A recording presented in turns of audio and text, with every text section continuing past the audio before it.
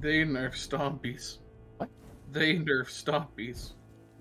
They nerf stompees. They nerf stompees. Hey, Lion? What's going on?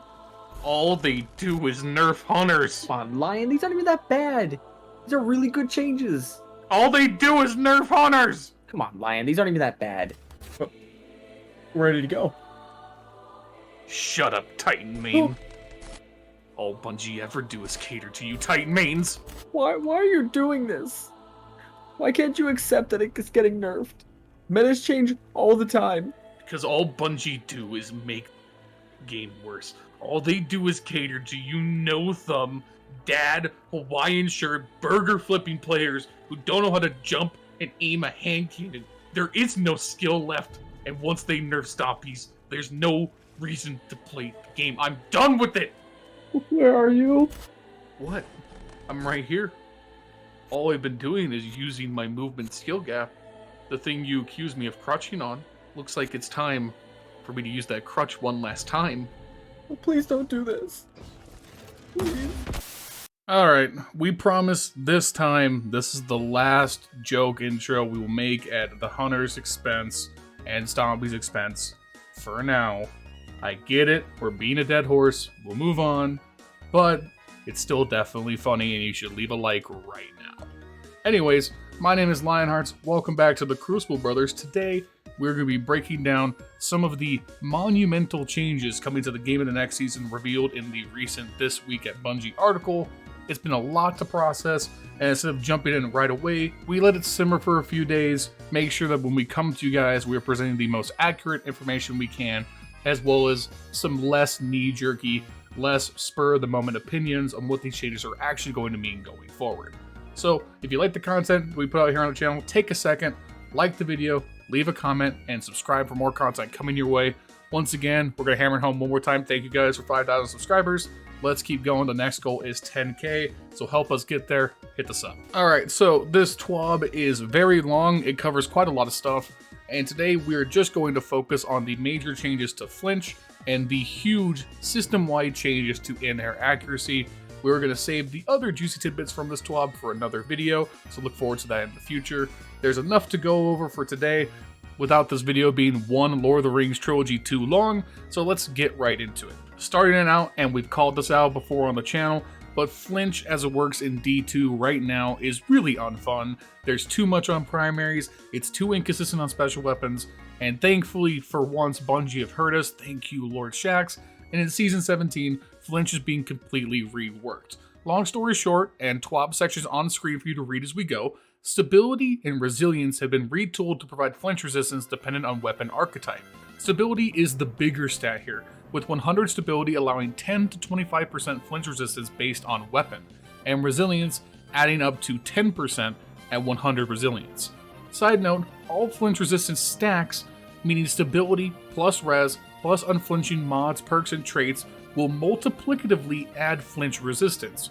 Here on screen is the breakdown of that flinch resistance by weapon archetype. Put these numbers in your mind, they are going to be very important going forward. Without shouting it out from the rooftops, all we can say is that these are monumentally awesome changes to the game.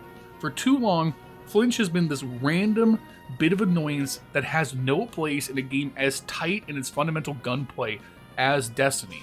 Losing primary fights to Ace of Spades made me lose sleep and hair. And now I can finally build my character to tell Ace to go f itself. I can't stress enough to you guys how happy I am with this change. Like I could cry. Real man tears over this change. Bungie seemed to have nailed this out of the park. There might be a slight concern with snipers building too much flinch resistance, we will see, but I have faith in Bungie to be able to kind of spot check and spot fix this change as we go, but my initial reaction to this system is, oh, we're finally out of the Dark Ages. And a side note, one of our favorite weapons on the channel, Crimson, comes out of this change looking real nice. Crimson's biggest weakness is it takes flinch terribly, and it has 97 stability base. So look out, Crimson's kind of about to be a monster next season, especially pairing with our next set of changes, and that's the huge overhaul to in-air accuracy. Now, this is by far the most complicated part of the TWAB, and indeed maybe the most complex stat system in the game as it sits right now. This is also where most of the misunderstanding and misinformation on Twitter and from other YouTubers is coming from, so we're going to do our best here. We're going to put on our best reading comprehension glasses. We're going to go through this with a fine-tooth comb and very clearly understand what this system is going to change. This is the most important part of the video. Most important part of the video. If you're going to pay attention to anything my dumb face says, this is it. We're going to read this first paragraph verbatim from the TWAB. Before getting to build crafting, we've made a fundamental change to the modifiers applied while airborne. Your primary weapons will have less randomness in projectile accuracy in most cases. You'll have less aim assist instead, and will need precise aiming to land your shots without building heavily into airborne effectiveness. So right away, this is already immediately a little bit confusing, especially if you don't know the minutia of how Destiny works. Now, to be real here for a second, I'm not the foremost expert on how these things work. It's pretty complicated, but think about when you shoot at someone, you essentially have two different cones, an accuracy cone and an aim assist cone. They're both tied to two different stats. One of them is tied to aim assist, the other one is accuracy, which is another hidden stat that can also be governed by range, and it gets complicated, but just follow me for a second. Basically, whenever you shoot at someone, if your crosshair overlaps those two cones, and it happens to be over someone's head, you will get a crit. It just so happens that because Destiny 2 is a game that offers a lot of forgiveness on both inputs, and depending on the weapon you're using, sometimes you can be not aiming at someone, but because those cones still overlap, you will still be awarded a crit. This is bullet magnetism. For point of reference, this is why when you slow down a lot of Destiny 2 clips, it looks really wonky when you're not even on someone's head and you shoot them and then you get a crit. And of course, Last Word is notorious for this. I don't even have to show an example. You guys all know what I'm talking about. So what does this first paragraph imply then? Well, it means that those forgiving headshots that we are used to, no matter what, starting in Season 17, are not going to be guaranteed when shooting in the air with any weapon unless you can get a maximum 100 in the airborne effectiveness stat. I'm going to be really clear on that and say it again.